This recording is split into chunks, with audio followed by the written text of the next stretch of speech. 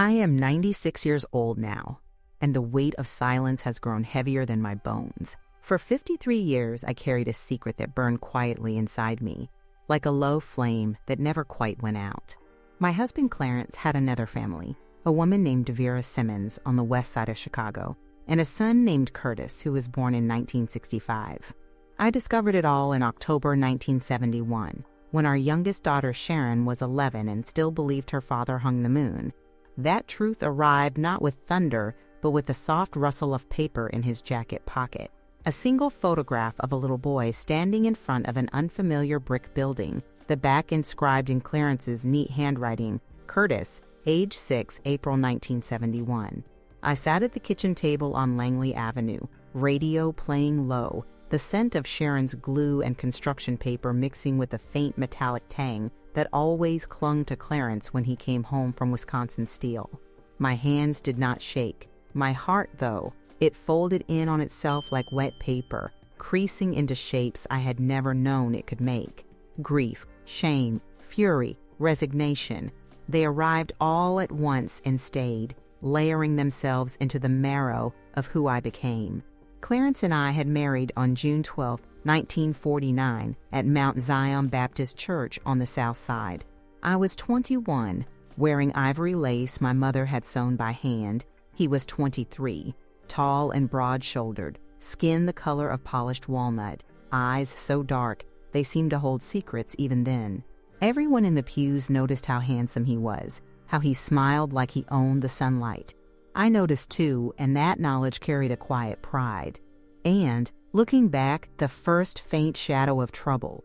We moved into this 2-bedroom house on Langley Avenue the week after the honeymoon. Same creaking front steps, same narrow hallway, same kitchen window I have stared through for 75 years. Robert arrived in 1951, Denise in 1953, Sharon in 1956, Michael in 1964, children in a space meant for two. Yet we made it work because youth convinces you love is elastic enough to stretch over any crack. Clarence worked the steel mill 31 years, came home smelling of fire and sweat and molten iron, kissed each child's forehead, read them Bible stories in his deep, steady voice. Saturdays he coached Little League. Sundays he served as deacon at Mount Zion, passing the collection plate with the same calm authority he used to settle arguments at home. Neighbors pointed to him at church picnics. There's a good man right there. And I would smile and nod because he was good in so many visible ways. Generous with time, quick with laughter, steady in a crisis. But goodness, I have learned at 96, can be a performance. And the best actors reserve their truest selves for stages no one else can see. By 1971, the deacon's meetings had multiplied. Tuesday evenings, Thursday afternoons, Saturday mornings that stretched too long.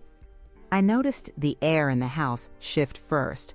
His cologne lingered differently, his step lighter on certain nights, his gaze drifting toward the telephone when it rang, and he thought I wasn't watching. A woman knows. Don't let anyone convince you otherwise. I had never gone through his pockets in 22 years of marriage, not once. Shame still heats my cheeks when I remember sliding my hand inside that wool jacket while he was supposedly at church. The photograph slipped out like an accusation made of paper and time. I studied the boy's face-round cheeks, Clarence's deep-set eyes, the same slight tilt to the smile, and felt something cold and final settle behind my breastbone. Not rage, not yet. A kind of calm horror, the way you watch floodwater rise and understand the house will never be dry again. When Clarence walked through the door at 11:37 that night, the living room lamp was off. I sat in the dark holding the picture. He flipped the switch, saw me, and his face crumpled. Not denial, not excuses at first, just the slow collapse of a man watching his carefully built world tilt. "Pearl," he said, voice low, "let me explain." I answered without raising my volume. "You get one chance, Clarence. One." Her name was Vera Simmons. She lived on Pulaski Road, 20 minutes across the city. They had met in 1964 at a union fundraiser. The affair began quietly and grew roots. Curtis was born the following spring. For 7 years, my husband had divided himself between 2 households, 2 dinner tables, 2 sets of bedtime stories, 2 women who believed different versions of the same man. He described it in a flat, almost mechanical voice, as though reciting shift schedules at the mill. I listened without interrupting, the photograph still in my lap. When he finished, I asked only one question. "Do the children know?" He shook his head. "No, and they never will if you don't want them to." That sentence hung between us like smoke. I could have screamed, thrown the picture, demanded he leave that night. Instead, I felt the practical terror of a 43-year-old woman with 4 children, no savings, no job, a house in her husband's name, and a community that would judge a divorced woman more harshly than the man who caused the divorce. In 1971, in our church on the South Side, the verdict was swift. If Pearl Davis left Clarence Davis, it meant she couldn't hold her man. Something must be wrong with her. So I stayed, but not without cost. I laid down conditions in a voice so steady it surprised even me. He would transfer the deed to the house into my name alone. He would deposit $200 every month into an account only I could touch. And he would end it with Vera and Curtis, completely, permanently. Or I would stand in Mount Zion on the next Sunday morning and tell every soul in those pews exactly what kind of deacon they had been honoring.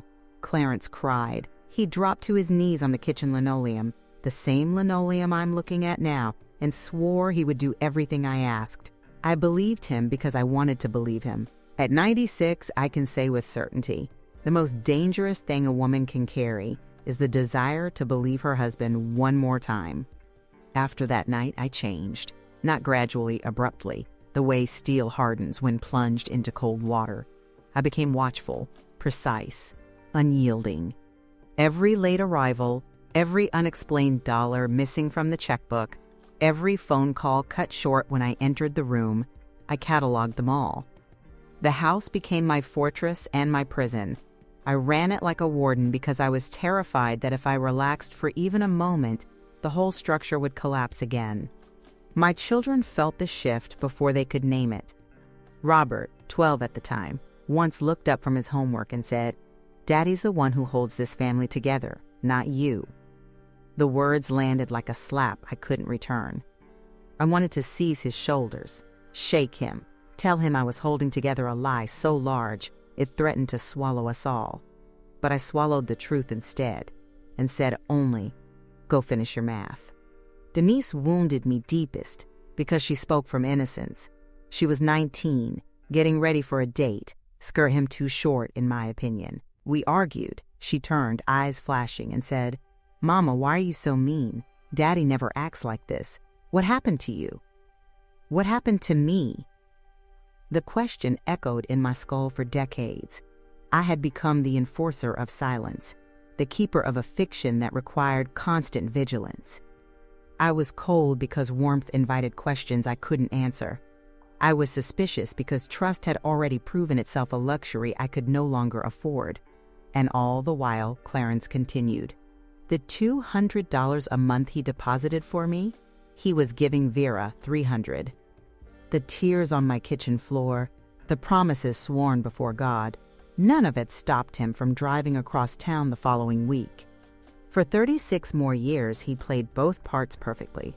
Devoted husband and father here on Langley Avenue, generous provider and weekend coach on Pulaski Road. I turned myself into someone my own children did not like, someone they whispered about when they thought I couldn't hear. And it was all for nothing. That is the part that still scorches me. Not the betrayal itself, but the fact that I became the villain in my own home, protecting a deception that was never even contained. Clarence died on March 8, 2007, at a steel mill reunion dinner. Heart attack, quick and public. 400 people filled Mount Zion for the funeral standing room only. The pastor called him a pillar of the community, a man of faith and integrity.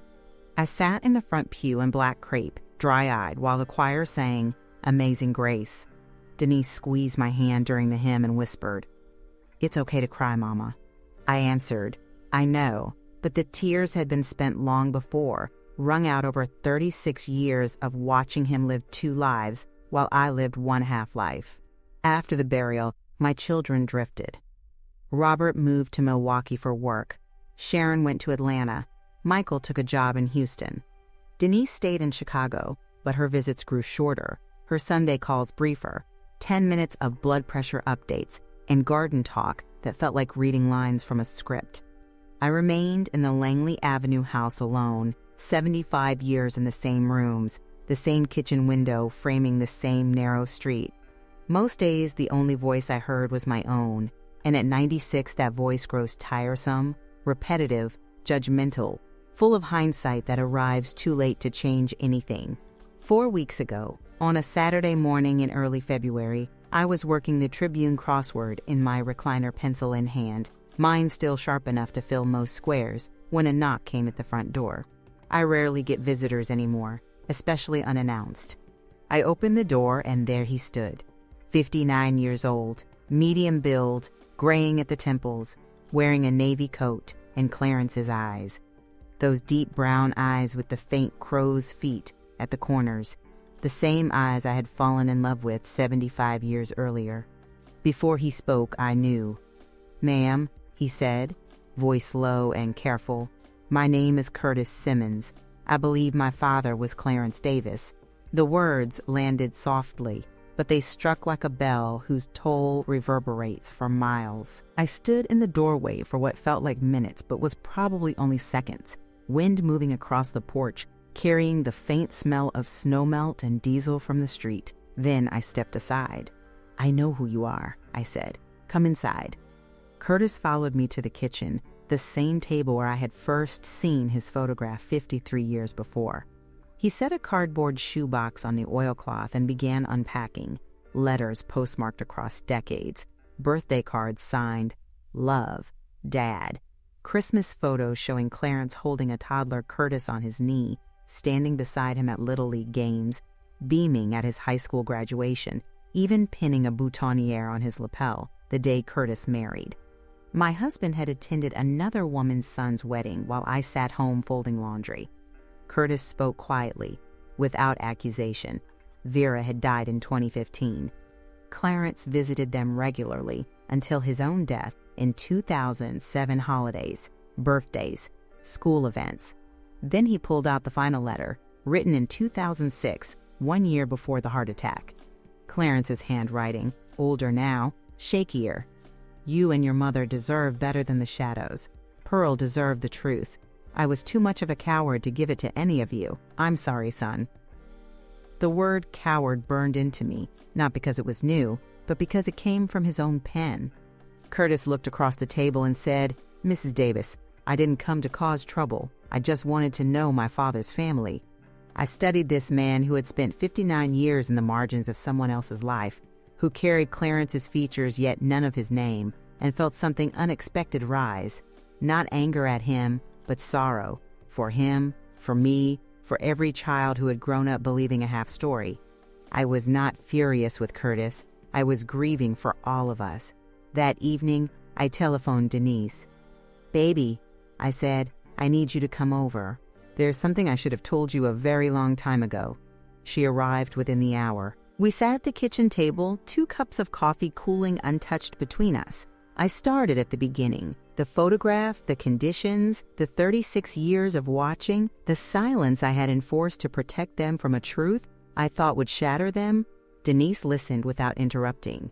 When I finished, she was quiet for a long stretch. Then she said, very softly, "So, all those years, that's why you were so mean, so hard, so cold, always watching everything." I nodded. Tears came then, not polite tears, but the deep, wrenching kind that rise from places long sealed. She reached across the table and took my hands. My daughter had not held my hands in decades. She held them now as though I might vanish if she let go. The silence that followed was different from the one I had kept for half a century. This silence held space instead of suffocation. Denise cried until her shoulders shook. I cried with her, quietly, the way old women cry when the dam finally breaks after too many years of holding water. She asked the question I had dreaded most. Why didn't you tell us? I answered with the only honesty I had left. Because I wanted you to have a father, even if it cost you a mother. She squeezed my hands tighter. Robert called the next day from Milwaukee. He is not a quiet man by nature, but his voice on the telephone was subdued, almost reverent. "Mama," he said, "I owe you an apology. I spent 40 years thinking you were the problem." I told him he had been a child then, that children believe the surface they see. He answered, "I'm not a child anymore, and I'm sorry." Those 5 words landed like rain on parched ground. I felt them soak in deep. Sharon phoned from Atlanta and cried for 40 minutes without stopping. "Mama, you should have left him." She kept repeating. She is right. She is absolutely right. But being right and being able are 2 different countries, separated by rivers most of us never learn to cross. Michael has not called. He is 64 now, living in Houston, always Clarence's shadow, trailing his father from room to room as a boy. I imagine the truth feels to him like the foundation pulled from beneath the house he built his identity upon. I understand that pain. I lived inside it for decades. But I am 96.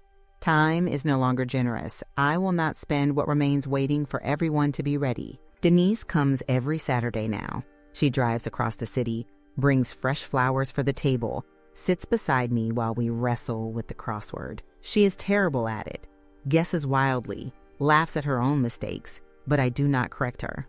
The sound of her laughter in this kitchen after so many years of quiet is medicine I did not know I still needed. Robert is driving down from Milwaukee next month. He says he is bringing his grandchildren. I have never met them. At 96, I am about to meet my great-grandchildren for the first time, and the thought fills me with a strange, trembling joy, laced with sorrow for all the years stolen by secrets. The house on Langley Avenue is the same creaking floors, same window framing the same street. But when Denise holds my hands on Saturday afternoons, I am no longer the mean one, no longer the cold one, no longer Clarence's silent warden. I am simply Mama again, and I have been waiting a very long time to hear that name spoken with tenderness instead of distance. Looking back from 96, the greatest twist is not that Clarence lived 2 lives. It is that I let his deception rewrite mine. I spent more than half a century policing a lie, turning vigilance into armor, warmth into suspicion, love into surveillance. My children grew up loving a father who was kind in public and divided in private, while fearing a mother who seemed perpetually angry. They did not know I was standing guard over their innocence at the cost of my own. The real betrayal was not the affair. It was my choice to become the enforcer of silence rather than the breaker of it. I convinced myself that protecting their image of Clarence was protecting them. Instead, I robbed us all of truth, and truth, however jagged, is cleaner than decades of pretending. Curtis's arrival 4 weeks ago cracked open the vault I had sealed in 1971. He did not come with demands or bitterness. He came with questions and a shoebox of evidence that proved Clarence had never stopped crossing the city to be the father in one house while remaining the pillar in ours. The letter Clarence wrote in 2006, "I was too much of a coward," was his final confession, but it arrived too late to mend anything while he lived. Yet it arrived in time for me to see that cowardice was not only his. I carried my own version by choosing silence over rupture. At 43, leaving felt impossible, financially, socially, emotionally. At 96, I see how many years I traded for the illusion of stability. The children's reactions have been uneven, as life is uneven. Denise's tears and Saturday visits have rebuilt a bridge I thought permanently burned. Robert's apology carried the weight of a man confronting his own childhood blindness. Sharon's anger on the telephone was righteous and healing. She gave voice to the part of me that had never been allowed to say, "I should have left." Michael's silence hurts most because he was Clarence's mirror. The truth about his father threatens the foundation of who he believes himself to be. I do not blame him for needing time. I needed 53 years. But time is the one currency I am nearly bankrupt of. And I refuse to spend what remains waiting for forgiveness that may never come. Instead, I sit in this kitchen each morning with coffee and the crossword, listening to the house breathe around me. The same house that once echoed with 4 children's footsteps, then with suspicion and quiet rage, now with the tentative return of connection. Curtis has not come back since that first Saturday, but he left the shoebox with me. I have not opened it again. I do not need more proof. I need less burden. The photographs, the letters, the birthday cards, they are artifacts of a life I did not live, yet they belong here now, in the same way scars belong to skin. At 96, I have learned that secrets do not protect families. They fracture them along invisible lines that only widen with time. Love without honesty is indeed a pretty room with no floor. You fall through eventually, and the landing is hard. I kept Clarence's secret to preserve a father for my children, but in doing so, I lost pieces of myself and pieces of them. The twist, the unexpected grace, is that truth delayed by half a century has begun to heal what silence destroyed. Denise's hand in mine on Saturday afternoons, Robert's planned visit with great-grandchildren I have never met, Sharon's fierce telephone tears. These are not full restorations, but they are starts. Michael may call, he may not. Either way, I am finished waiting for men to do the right thing. I spent 53 years waiting for Clarence to choose truth over convenience. I will not spend my remaining days waiting for anyone else. Langley Avenue is still the same narrow street. The kitchen window still frames the same view, but I no longer stare out of it with dread or vigilance. I look out now with something closer to peace. Not perfect peace, not the peace of a life without regret, but the peace that comes when the heaviest secret has finally been laid down. I am 96. I am tired, yes, but I am no longer carrying alone. And that, after 75 years in this house, feels like the closest thing to freedom I have ever known.